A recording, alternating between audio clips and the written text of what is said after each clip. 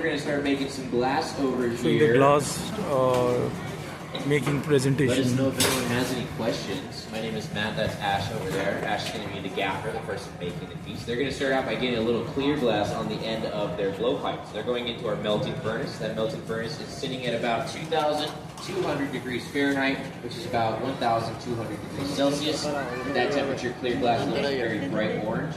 As this cools down, it looks a little more like the clear glass you might be used to.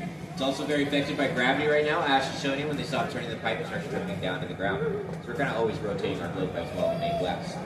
Now Ash is going to take a seat and shape this up. Next move, they're going to be putting an air bubble inside of the glass. That's going to be the inside of whatever piece of glass they're making. So typically we want to give it a nice even shape before we blow our bubble into the glass. We also want to cool it down a little bit. This is still quite hot, so if we blow a bubble into this, it's going to expand really quickly, and then we might not have that perfect shape we're looking for. So Ash is using a wet wooden spoon called a block to just even up those sides a little bit. When they're ready, they're going to get up from the bench. They'll put some air to the mouthpiece end of the blowpipe and tap that end with their thumb. The air can't go through their thumb, so there's nowhere to go but up into the glass. This part's really cool, especially if you've never seen glass blown before. First, we need to wait for that perfect shape that Ash is looking for with that tool. All right, so check this out. A little bit of air. That's traveling through our tube. We'll see something in the glass in 3, 2, 2.5, 1/4, and 1. Okay, there we go. All right, well, that's our demo. Thanks for coming, everybody. Oh, all right. Just kidding. We're going to keep going with this. This is about enough glass to make a small cup. We want to make something similar in scale to this vase right here. In order to do that, Ash is going to need to go get some more glass out of the furnace. So we can always build up our glass into layers. That's how we add multiple layers of color as well, just more and more layers of glass. So Ash has got to wait for this bubble to get cold before we go back into the furnace. But they're going to cover this bubble in some more molten clear glass. We have to wait for it to get cold so we don't lose the shape of our bubble. By cold, I mean about 1,000 degrees Fahrenheit, about 520 Celsius. Still hot for humans, just not hot for glass. And we can't look at the glass and tell you exactly what temperature it is, but we can look at little signs like the color. This is looking clear. That's a good sign it's ready to go back in. You can also look at the movement. If Ash stops moving, the pipe doesn't start going. Those are all good signs that it's ready to go back in. So now Ash is going to start applying some color to this. You can apply color in a lot of different ways. We like to use what's called frit up here, F-R-I-T, tiny little chips of colored glass. It's a very quick, easy way to get color on your piece. Ash is going to take their glass over to our color table and just roll it back and forth on these piles of color. There's enough heat where it melts those chips off of the surface of the table. They stick to the glass on your pipe, and that'll give you kind of a spotted and speckled layer, whatever color you like. We're working with some blues and some greens today. All those colors are different metals and metal oxides that get combined with clear glass. It's all chemists and material scientists that make it. You just get to buy and play around with it. If you want to make like a nice dark blue glass, you can add cobalt to your clear glass. You can also add copper if you want a lighter blue. Tin, chromium, and iron all make different shades of green. Gold makes pink glass. It's very similar to how different fireworks are colored. It's all just different metals. A little bit of heat. You see Ash go back and probably get another roll of color. And once Ash is done with their color application, they're going to use another one of those spoons. So these spoons are called blocks. Kind of a reset button for our glass. It's going to make sure that air bubbles in the very center of all the glass surrounding it. So when we blow up our bubble, it blows up evenly. I think you're going to get another little bit of color on there first. They cool down the sides of the bubble on the metal table, so it picks up a little bit less of that color on the sides.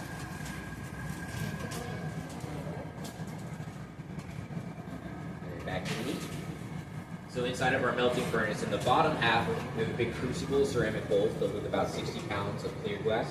And on the top half, we have what's called a reheating chamber, which is purely used to reheat the glass so we can get back up to a working temperature when it gets cold. So Ash is in there right now. We're not going to go back in there and get any more glass on this piece, but we can use that side of the furnace to heat it back up. Now these spoons, because they're made out of wood, have to be soaked in water when we're not using them. That creates a barrier of steam between the wood and the glass. You're seeing some of that steam come off the glass here. Pushing that bubble into the center of our piece, so when Ash blows it up, get a nice round shape. Anytime they hang the pipe down, they're using some gravity to stretch it out towards the ground. And then Max and heat. Next, we're going to see Ash take this over to our metal table. These are called Marver tables. Metal, as a rule, cools down glass very quickly. So we're going to see Ash make a pointy tip on the end of the bubble, just to reserve a little extra glass on the very end. So a little bit of a stretch first. Anytime Ash swings the pipe, they're using a little gravity to stretch it. And that part that's touching the table right there is going to be the bottom of whatever shape Ash is making. So cooling down the glass in that spot is going to reserve a little extra thickness in that spot right there, so when we blow this up, we don't get it too thin on the bottom. It gives a little more structural support. Next, Ash will take a seat at the bench, use a couple of hand tools to shape this up. I'm going to start blowing air into the blowpipe at the same time. Glass makes a team sport. It's a difficult thing to do by yourself, so it's nice having an extra set of hands. Any questions I can answer out there so far? How high is the furnace? Furnace is about 2,200 degrees Fahrenheit, about 1,200 degrees Celsius. Very hot. Powered by natural gas. You can use electric systems or gas systems. Natural gas systems typically have a blower on them to get it up to that temperature that we need. Looks like Ash is starting out with a little bit of a stretch and a shape with our flexible shaping pad. We like to call that tool the Seattle Times newspaper. And that's all it is, just two sheets of newspaper. It is soaked in water like those spoons. That creates that barrier seam between the paper and the glass. That's about as close to the glass we can get without actually touching it with our hands. Stop. Starting to see this come into shape a little bit. A little preview of what shape Ash is making. That tool is called the Jacks. It's a bladed tool we can use for a lot of things. Ash started working on a constriction just off the head of the blowpipe. It's called the jack line constriction or the neck line. We're going to see Ash work on that a little bit more. That's going to be the top of whatever vessel Ash is making here. Eventually we need to break this off the pipe and flip it around. So we're going to use those blades to give it a nice tight squeeze. If that constriction is smaller than the head of the blowpipe, we'll get a nice clean break.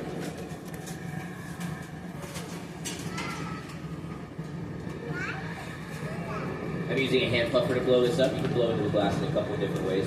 You can't use your lungs, of course. That's how you get the most control getting air into your piece. You can also use air compressors. Hand puffer came about during COVID. We were wearing masks. We couldn't put our mouths in the blowpipes. Someone invented this tool. It's kind of handy tool to keep around for these demos. Using a different part of our jacks, using them in a couple different ways. You can use those blades to smooth out your sidewalls. There's also that flat plane right there that's good for squishing things flat. Or if you just need a little metal to cool down your glass in a certain spot, it's good for that as well. What's next? Sounds like we're ready to flatten the bottom. So to do this next part, we'll see Ash use those straps again, this part up here. They could also use a wooden paddle. Pretty much going to do the same thing, but the wood is going to keep the heat in the glass a little longer than the metal will. Once that is flat on the bottom, we can move on to the step where we will break this off the pipe and flip it around to start working on the top. The question we get asked pretty frequently is how long does it take to become a glass blower? We usually say it takes about 3 to 5 years of constant practice. This is just like learning an instrument. Nobody's really good at this when they start out. You're going to break a lot of stuff when you start. It's very frustrating, but if you can power through that, you're going to learn a lot, even if you break something. And eventually you get to the point where you make more than you break after about 3 to 5 years, or about 10,000 hours.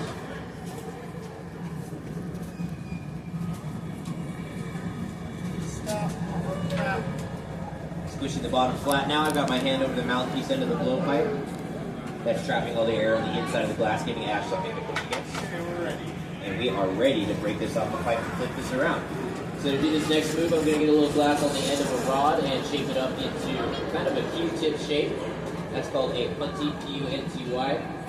We're going to squish that onto the bottom of Ash's piece, shock that jack line constriction, and flip this around. So this move is all about timing and temperature.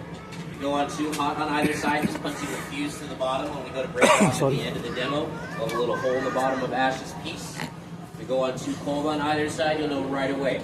If you're rolling around on the ground, I'll say thanks so much for coming, and that will be the end of our demo. So if this works, feel free to give Ash a big round of applause. This stuff is not easy to do. If it doesn't work, same thing, or we have to send Ash home for the day. Here we go. Ash is going to squish this onto the bottom. While there's still a little heat in that bit of glass, if it's not quite on the center of the bottom, we can move it around with our tweezers. Very important to be on center when you blow glass. Feels good. And then check this out. A little water is going to go onto that constriction, shocks the glass right there, and then just takes a little tap on the pipe, and it breaks. Wow. Amazing. Alright, so I brought this over to the reheating chamber, giving it a general maintenance heat. Can't ever let the glass get too hot or too cold too quickly. It can't handle a rapid change in temperature. Now that I've done that, I'll bring this over to Ash. They're going to start centering this up. That punchy's still hot. The rest of the piece is cold enough they can wrench around on it with their tweezers without making marks on the surface of the glass. Next, we're going to start working on that opening. It's kind of uneven and thick on the top. Ash is going to do a move called trimming the lip. They're going to get the lip really hot, stretch it out with these tweezers, and then they'll cut off any glass they don't want to keep with some shears, some metal scissors. I like this part of the demonstration because I don't need to help for this part, so I'm going to take a seat right here. Any questions I can answer for anybody? All right, we will sit here quietly. Excuse me, the ones what you make, can you buy those? Yes, all the work that we make up here, we sell at the gift shop to the Space Needle. It's in a cabinet that says Community Hot Shop on it. It's over about $80, and then all the money we make from those sales we give to local arts organizations in the state.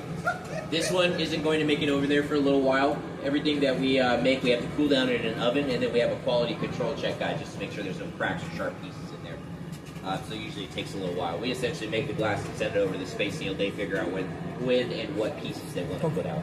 But we do have plenty of pieces over there right now. So this is usually one of the longer heats. You see the gaffer taking in the hot shop. One thing you can't really rush about glass blowing is how fast the glass heats up and cools down. But you can see that difference in heat between the top and the bottom of the piece. The top's the only part they want to move, so that's going to have a lot more heat in it. First little shape with the newspaper, and then stretching out that glass on the top. Just giving us a little more length to our piece as well. And then as long as they've got the heat, they can go right in for the haircut. I'm going to use this little paddle here to make sure this tail doesn't come up and touch Ash's skin or the glass. Both would be bad. Now we have that even, thin layer of glass on the opening, but it's very sharp up there. So Ash is going to take this back to the fire and start melting that in. Now that we've done that, we can start working on that top and more of a design sense and start setting this into its final shape. So for this next phase, we might see Ash use the jacks or the newspaper again. I'm going to get the jack blades ready by putting a little beeswax on these. If you saw some fire coming off the glass at the beginning of our demo, that was the beeswax on the blades of the jacks. Kind of acts as a fluid layer between the metal and the glass so that metal doesn't get stuck to the piece. We can also see Ash use a different tool like this one here. This is called the Sofietta or the puffer. This will inflate the piece from the inside. But I'm going to hang out with a wooden paddle and put that on the lip of the piece. As Ash opens that up, they'll help keep that flat on the top. We always have some kind of image in our head of what the glass is going to look like when it's all done. You always want to have some kind of plan when you're making a piece of glass. Even each time Ash sits down at the bench, they have an idea of what it is they're going to do in the next minute before the glass gets too cold to do anything else with it. A little upwards pressure, flaring out that lip on the top. And a nice, beautiful flare there. A little work with the newspaper on the sides. It's good. I think with that, we are done. All right, thank you. Beautiful work. Nicely done. Thank you. Now we can't just leave this out. As I mentioned, it has to go into an oven to cool down properly overnight. If you leave it out on the table, it gets too cold too fast, gets stressed out, and cracks. So it's going to go into this box right here. This is the annealer oven. That thing is sitting at about 950 degrees Fahrenheit, about 512 Celsius. Good resting temperature for glass. Everything we make today will hang out in there. Then when the last piece goes in, we'll run a program on that oven that very slowly drops the temperature down over about 12 hours. As the glass cools down overnight, it goes through a molecular change. When it comes out tomorrow, it won't get so stressed out by rapid temperature changes, and the colors will be a lot brighter as well. Those metals that make up those colors are reacting with heat right now, so they're kind of dull. So to get this off the stick, a little water goes onto that delicate punchy connection on the bottom. That stretches out the glass in one spot right there. They'll hang this over the pizza peel, give it a tap on the pipe. Vibrations will go through the metal into those little cracks, and it will break just like that. Nice. Now there's a little sharp on the bottom, so we're going to use a oxygen propane hot torch that's going to melt down any sharp edges on the bottom there, and it will heat it up enough where we can hit it with our Community Hot Shop logo stamp, so everybody knows where it came from.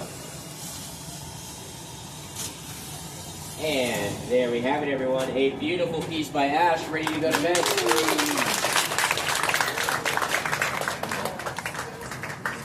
Good night, little guy. Well, thanks for hanging out, everyone. All right, thank you. Thank you, guys. If you have any questions, feel free to stick around. Sorry, another piece pretty short. One question. The theater. I also switch in terms of form, method of line color. This is the theater. Audio visual presentation. Okay, we just saw the live demo, so we can skip this. One color on the inside. Then translucent or opaque white. Sound like you could go. She said it's only 15 minutes. This is the souvenir part of it. Alright, so I'll end the video, guys. This is the souvenir shop of the glass and garden observation center next to Space Needle. So that is it. Thank you. Bye.